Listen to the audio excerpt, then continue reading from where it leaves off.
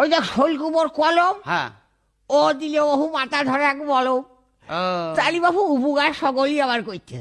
Vote ওর ভোটটা ছাড়লাম। যা, খুব ভালো কাজ করেছো। তারপরে যে মধু হ্যাঁ আর ওই যে রিজু, হ্যাঁ হ্যাঁ সেদিনকে বাবু বাড়ির পাশ চলিয়ে গেছে, বুঝেছো? বাড়ির পাড়া এসে বাবু আত্মীয় ফাতিয়ে দিয়েছে।